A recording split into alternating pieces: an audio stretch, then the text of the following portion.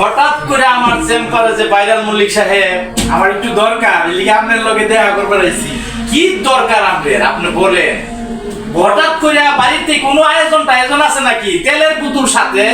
না না মাদবর সাহেব, তেলের মাথায় তো তেল দিতে হয়, এলিগে তেলের পুতুলটা নিয়ে আইছি। হাই হাই, কোন কি আপনি তেলের পুতুল নিয়ে আসতে হবে আপনার?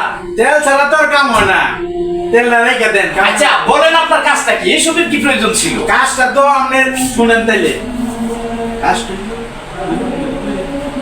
ও এইটা কোনো কাজ হইলো? কাজ জন্য কি তেলের পুতুল আনতে হবে?